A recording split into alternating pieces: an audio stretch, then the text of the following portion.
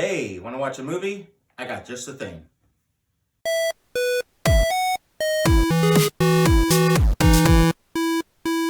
Hey everyone, it's Chip, and I am reviewing Three Ninjas, the 1992 family comedy directed by John Turteltaub, who would later go on to direct A National Treasure and the Sandra Bullock movie While You Were Sleeping, which happens to be my wife's favorite Christmas movie. Not a bad movie. I may review that one later on, closer to Christmas time, but we'll see about that. I have a good list ready for you guys, so we'll see how it goes. And here is the film right here. If you've never seen the cover, this is a good movie that I grew up watching. You know, I didn't get to see it in theaters, but rented the heck out of this as a kid. And the best way to describe it is basically if you take the best parts of Home Alone and Ninja Turtles and just mash them up. It's a story of three kids who go and spend summer vacation with their grandfather, who is Japanese and is also a ninja. And so he teaches them the way of the ninja. And along the way, you find that he has a ex-partner who turns out to be a terrorist. And so they have to help their grandfather face this terrorist and his league of very shitty ninjas. In the film, the bad guy, Schneider, as he's called in the movie, brags about his league of ninjas, and the kids take him out, well by the end of the movie. They take every single one out with no problem.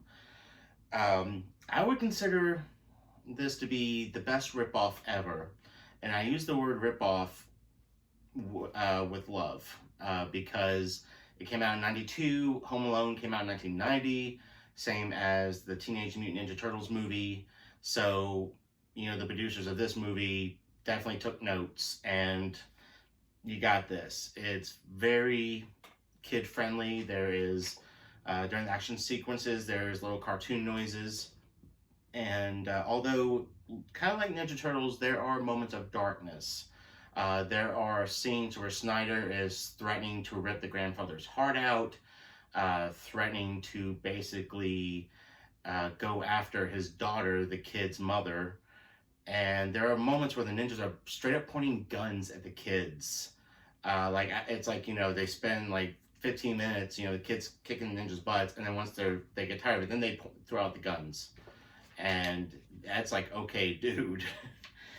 And so some of my thoughts while watching this movie the other day, while getting ready for this episode, there is a moment where the grandfather is giving the kids their ninja names on what's called the Day of Names.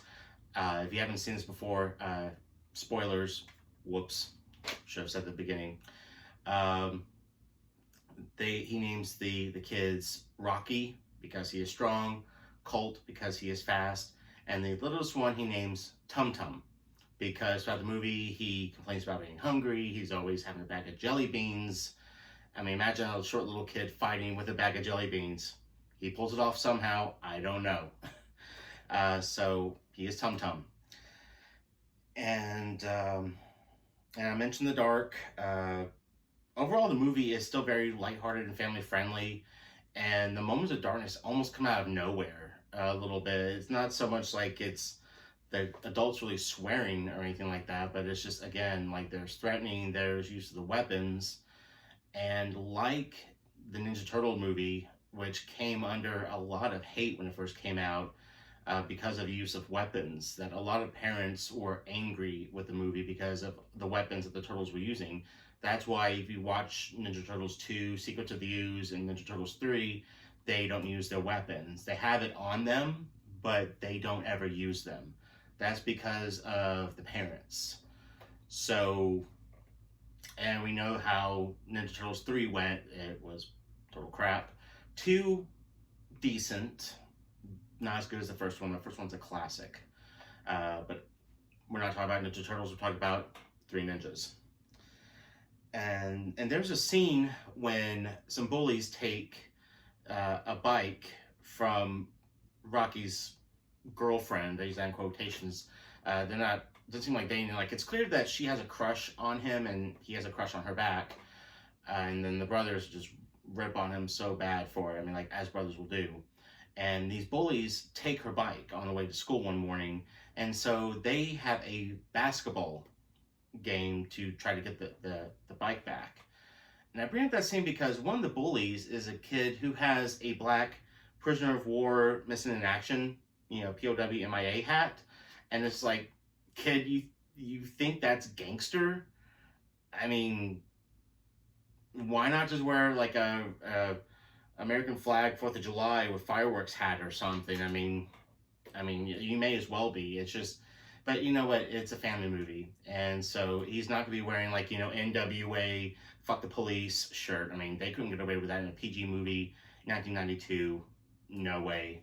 So, but he has it on backwards, so I guess it's like, But then you see it briefly, like whenever you see the back shots of the kid, and it's just like, okay, you try to make that gangster.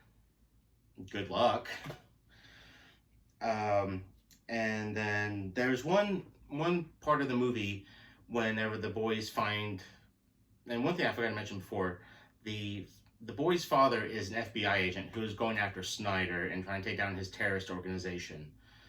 And there's a scene where the boys find the dossier on Snyder, and the very first thing on top of the file is a picture of their grandfather with their grandmother and Snyder together, showing how they used to work together.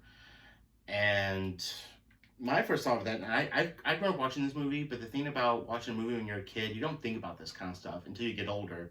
Then you start thinking about plot holes and all that kind of thing, and all that kind of thing. So, and so it's like, okay, so the FBI obviously knew about the grandfather having a history with this guy, and yet they didn't arrest him. They really weren't separating him from the kids. Isn't that a conflict of interest? Not to mention that the FBI agent is married to the grandfather's daughter. So it's almost like a weird mess of what should have been otherwise a conflict of interest for the FBI agent. But then throughout later on in the movie, when the boys get taken by Snyder, the grandfather comes up to help, and he's like, I know where he is, and the FBI's like, yeah, we do too. We followed you around. So that fills in the plot hole, which is good. I mean, if a movie can fill in a plot hole I'm pretty forgiving. So as long as it's not something too half-assed, it's like, okay, that makes sense. You were using him to try to find Snyder, so okay, that makes sense. And another thought I had, like anyone else, I watched Home Alone around the holidays, around the Christmas holiday season. And one big thing I realized about Home Alone is the whole thing with the traps in the third act could have been avoided if Kevin just called the cops. Instead, I just makes Kevin look like little Jigsaw from the Saw films almost when you think about it. And much like in Home Alone, the second half of the movie could have been avoided if the boys just called the cops. Once and how they did that, the writers tried to get away with we can't call the cops. We're in our bedroom. There's no phone in here. And Rocky says, oh, well, Emily is on this can and wire, system we have rigged. I can call Emily and tell her to call the cops. They should have done that. But instead they said, no, wait, this is our chance to use our ninja skills to take out the bad guys and show that our grandfather is good and that we should still see him. That is sweet, but these guys had guns. And thank goodness they're in a 90s kids movie, because in real life, at least one of them probably would have gotten shot and or killed.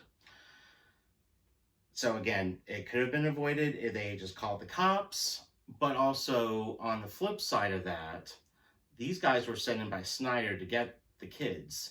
So if they didn't get the kids, they probably, who's to say that the boys would have lived? Because Snyder was pretty pissed by the middle of the movie. He could have just gone and killed the kids right in front of the cops, and killed the cops as well. He had guns, weapons, and stuff, so who's to say he wouldn't have? So maybe it's for the best that they didn't call the cops. I don't know. But It's only a movie. You shouldn't think about things too much like that. You'll go crazy. And so overall, to kind of wrap things up, I like to give movies a rating, and I would give Three Ninjas an 8 out of 10. It is a good, funny, family-friendly movie. It has a little bit of action. It's something that the parents can watch with their kids if they want to, or just have it in the background for the kids to watch while they're making dinner or something. Definitely a good movie to watch with your kids if you're being on lockdown like a lot of us are in the country, if not the world right now with COVID-19. I would definitely recommend Three Ninjas. It is available on DVD on Amazon. You can probably rent it on Amazon Prime if you have that streaming service, or it's likely you may even find it used at different used video stores where you can find it. I don't know if it's on Blu-ray. It's one of those movies I haven't checked. I should have checked before filming this video. I don't think it's on Blu-ray yet, but maybe with the use of this video we'll get enough interest. Maybe someone like Shout Factory, they're always bringing back movies. Shoutfactory.com, they're always buying the rights to old obscure movies and bringing them back, and I mean, it's always awesome. So anyway, the name of the movie again is Three Ninjas. I give it an 8 out of 10. It's worth watching, if not just straight up owning. If you or your kids love it, just get it. It's pretty cheap on Amazon right now, on DVD. Just go for it. And I will now announce the next movie I'll be reviewing. It is a horror comedy from 1999, directed by Robin Flender, who directed episodes of Tales from the Crypt and The Office. Did a lot of comedy TV show directing stuff, starring Devon Sawa, Seth Green, and a very young Jessica Alba. It is Idle Hands. So if you've seen it before, I hope you're looking forward to my review of it. If you haven't seen it before, I recommend you look it up. Shout Factory's got a pre-order for it right now. I'll wait to give my kind of view on it, but I'll catch you next time.